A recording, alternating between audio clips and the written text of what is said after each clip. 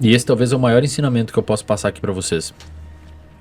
As pessoas têm que aprender hoje a entender que a gente precisa de sofrimento.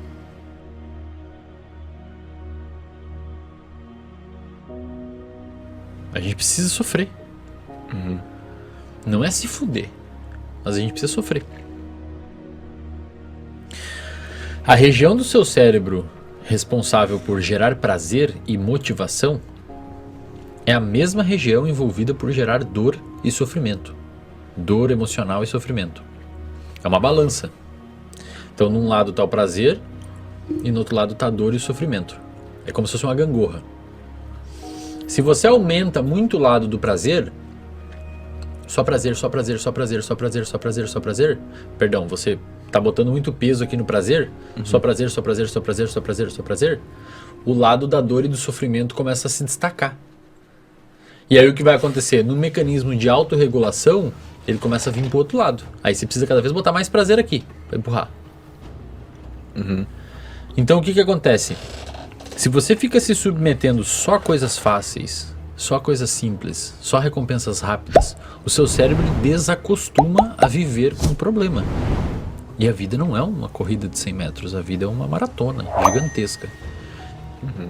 E as pessoas têm que entender que se você desbalançar esse negócio, se você botar só prazer, só prazer, só prazer, o TED, ele vai, a dor e o sofrimento vai começar a empurrar para o outro lado. Então, na ausência do prazer, você não sabe fazer mais nada. Dói para você não ter aquilo. Não ter prazer começa a doer. O nosso cérebro não tem nada errado. Ele funciona, ele tá feito do jeito que tem que ser feito. O problema é a sociedade que a gente construiu e o ambiente. Então, o nosso cérebro não tem nada de errado, cara. O problema é a sociedade que a gente construiu. E aí o que acontece?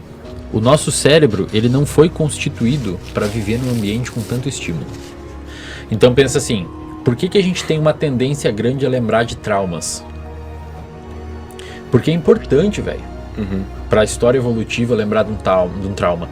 Isso, evolutivamente falando, foi importante.